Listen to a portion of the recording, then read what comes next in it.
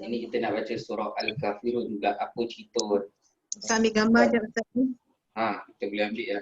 Tapi padahal ayat yang terang kat atas yang ni kan. Yang ni ayat contoh lagi besar lah. Nanti mention ke. Tak apa, nanti kita yang tadi tak ambil gambar kan? Yang awal tu. Tak ada.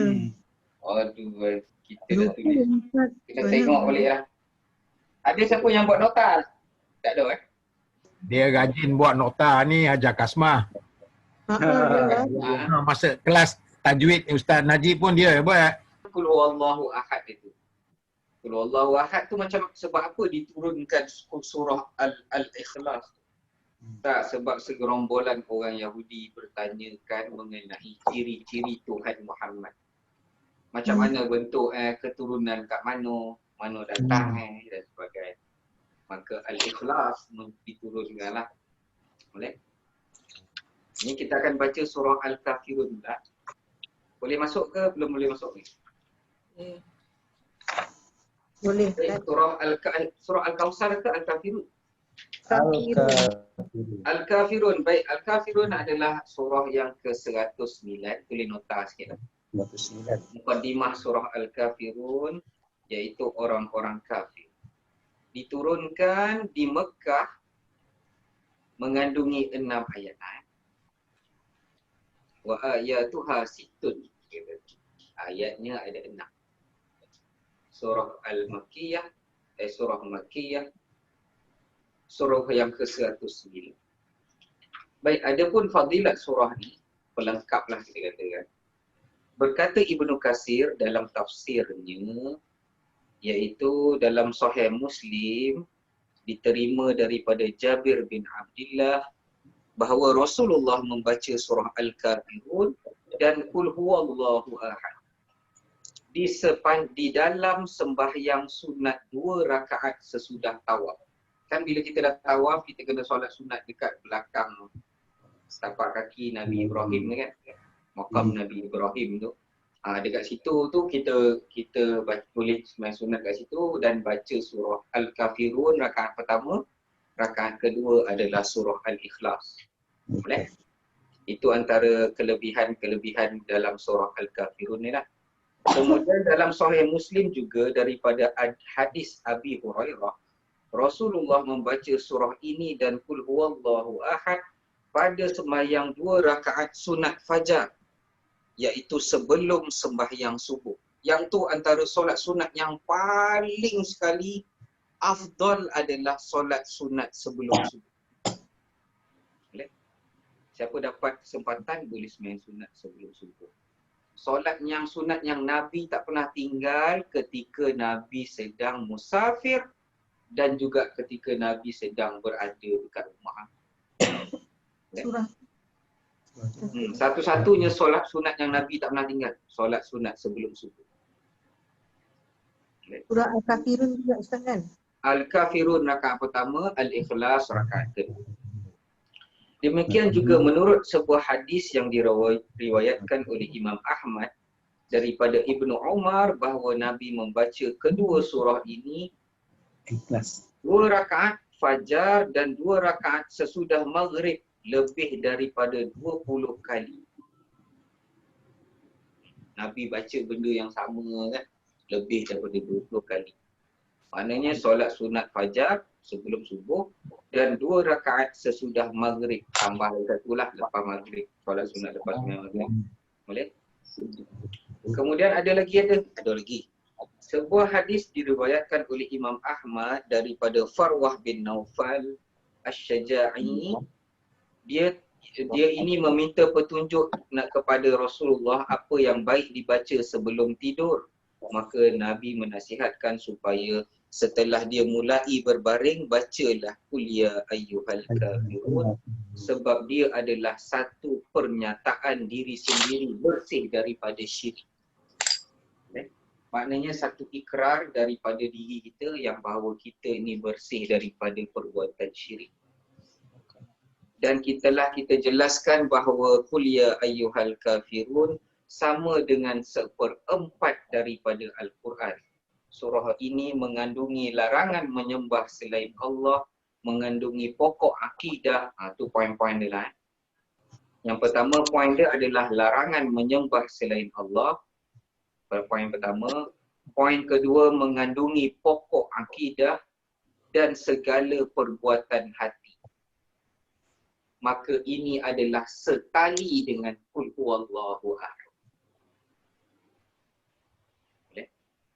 Maknanya satu link lah, satu link. Macam okey ke macam tak okey? PM9 okey eh? InsyaAllah okey. Boleh kan? Itu kandungan surah Al-Kafirun. Ada benda baru yang kita akan belajar dalam surah Al-Kafirun. Ustaz nanti jap. Yang ulangan tu, ulangan menyembah selain pada Allah kan? Melarang, larangan. Yang kedua akidah ya Ustaz. Akidah. Mengandungi pokok akidah dan yang pokok. ketiga mengandungi segala perbuatan hati. Segala perbuatan hati juga mengandungi segala perbuatan hati. Lepas tu poin seterusnya setali dengan Qul huwallahu ahad. Maknanya satu link lah. Satu link ni kita panggil apa? Satu Selari. selari ataupun berhubung kait. Satu kaitan dengan surah Al-Ikhlas. Dah, okey, terima kasih. Baik, selesai. Berhubung saling. Baik, mukadimah lagi. Kisah kenapa lah sampai turun surah Al-Ikhlas, surah Al-Kafirun. Boleh buat nota lah. Boleh sikit-sikit Masa zaman Rasulullah mula memperkenalkan agama dia lah kepada orang awam. Jadi dikatakan bahawa Allah Ta'ala sampai saat terakhir pun tidak menerima kebenaran. Mereka menentang Rasulullah, maka bermuafakatlah. Dia macam ni. Kan bila dah ramai sangat, masa zaman Nabi tu nak perkenalkan agama dia orang. Agama Allah ni lah, agama yang benar ni lah. Masa zaman tu pun dah ada dah berhala-berhala dia. Nanti saya ceritakan macam mana boleh datang berhala banyak ni. Saya pernah cerita belum cerita? Belum. Macam mana masuknya ni. Yang tu nak cerita ke tak nak? Nak. Cerita. Okay. Kita ambil nota sikit lah. Buatlah nota masuknya masuknya siapa nama dia? Berhala. Berhala ke dalam Mekah. Dia berlaku sebelum Nabi lahir. Tak adalah, tak lama sebelum Nabi lahir lah. Maknanya masa Nabi lahir tu baru-baru lagi lah berhala masuk. Iaitu asal dia macam ni. Asal dia, poin pertama, asal orang Arab adalah menurut ajaran Nabi Allah Ismail. Ibrahim lah anak kepada Ismail, anak dia Ismail. Kemudian masa pun berlalu dengan dia tidak ada jaminan daripada Allah untuk mengekalkan ajaran Nabi Ismail ni seperti mana Quran. Maka masa berlalu dengan pantas, maka datanglah seorang lelaki bernama Amru bin Luhai. Tulis nama dia. Amru bin Luhai. Amru bin Luhai ni daripada Bani Khuza'ah. Bani Khuza'ah. Amru apa Ustaz? Tulis Zat. Tulis Zat, Arab. Tulis bahasa Arab. Nanti saya tulis dalam bahasa Arab. Kita ambil cerita dia sekali lalu. Okey. Amru bin Luhai. Luhai daripada Bani Khuza'ah. Baik, apa ciri-ciri Amru bin Luhai ni? Amru bin Luhai ni seorang yang baik. Seorang yang baik, seorang yang berbudi, seorang yang ahlullah, orang kata. Ahli Allah lah, dekat. Maknanya kalau kita kata macam ni lah ajaran Nabi Ismail ajar dulu, kita boleh tengok dekat Amru bin Luhai. Tapi dia bukan Nabi.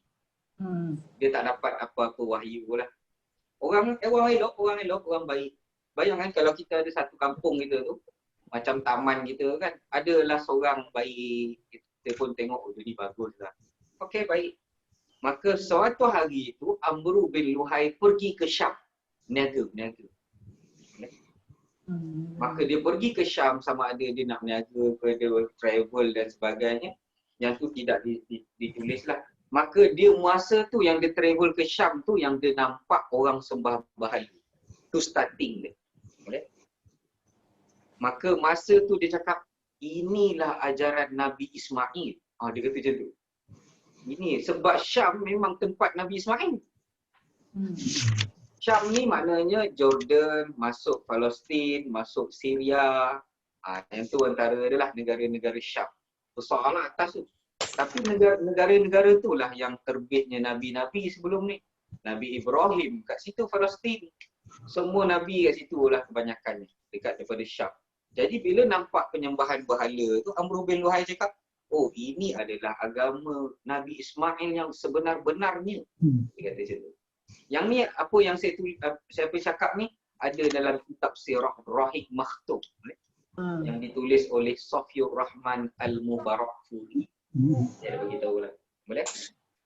Baik, kemudian maka sebab Syam adalah bumi Anbiya, maka mulalah dia membawa sebiji berhala. Daripada Syam tu dia bawa balik yang bernama Habal. Sulit Habal.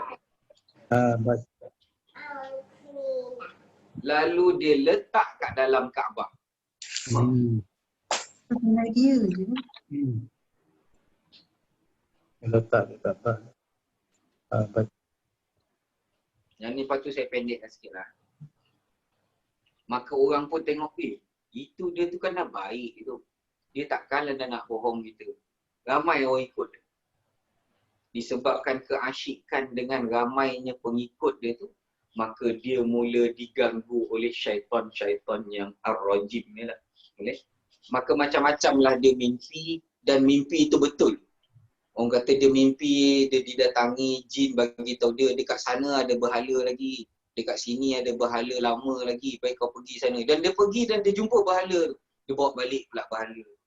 Maka berhala jadi banyak kat Mekah. Boleh? Maka dia cari, dia bawa balik. Dia cari, dia bawa balik. Kat mimpi-mimpi dia tu. Yang mana mimpi dia tu sebagai orang kata mimpi syaitan. Maka sehingga tu sesaklah Masjidil Haram dengan berhala boleh mencapai 360 buah patung berhala. Makna kalau 360 ni penuh dengan patung lah dekat situ. Dekat Mekah sekarang ni, dekat Kaabah. 360. Mana satu Tuhan yang betul tu? Maka kita berbalik kepada surah Al-Kafirun. Disebabkan banyak dah Tuhan-Tuhan ni, maka bermuafakat Quraisy ketika itu Al-Musyrikin menemui Rasulullah. Boleh? Masa muafakat orang-orang pemuda Quraisy, maka dia pergi Rasulullah sallallahu alaihi wasallam. Yang ni siapa yang riwayatkan, iaitu Ibnu Ishaq dan daripada Sa'id bin Mina. Siapa 4 orang jumpa Rasulullah? Delegasi mewakili pemuda Quraisy. Yang pertama namanya Walid Al-Mughirah. Walid Al-Mughirah yang pertama. Yang kedua Al-Asru bin Wa'il. Asr bin Wa'il. Yang ketiga Al-Aswad bin Al-Muttalib. Yang pertama Walid Al-Mughirah. Yang kedua Al-As bin Wa'il. Yang ketiga Al-Muttalib. Dan yang keempat Umayyah bin Khalaf. Umayyah bin Khalaf ni memang teruknya pemuda lah. Ini memang memerangi Rasulullah. Maka 4 orang tu jumpa Rasulullah, delegasi mewakili pemuda-pemuda Quraisy masa zaman tu lah. Maka mereka pun kemukakan usul damai kepada Rasulullah. Maka diorang kata, ya Muhammad, mari kita berdamai. Kami bersedia menyembah apa yang engkau sembah.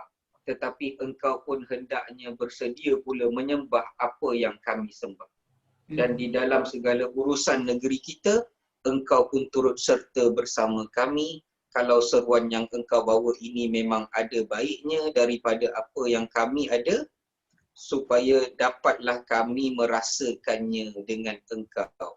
Dan jika pegangan kami pula yang lebih benar daripada apa yang engkau serukan, maka engkau pun telah bersama merasakannya dengan kami. Sama-sama mengambil bahagian padanya. Inilah usul yang dikemukakan. Maka usul kemuka. Jom berdamai. Macam ni lah. 14 hari sembah Tuhan kau. 14 hari sembah Tuhan ni. 14 hari sembah Tuhan ni. Lepas tu kita ubah balik kepada Allah pula. Lepas tu sembah patung ni balik. Sembah patung ni balik. Sebab banyak sangat patung. Maka kemuka di kemuka telah diusulkan. Maka usul telah dikemukakan. Tidak beberapa lama setelah mereka mengemukakan usul, maka turunlah ayat ini. Katakan, hai orang-orang kafir. Qul ya ayyuhal kafir.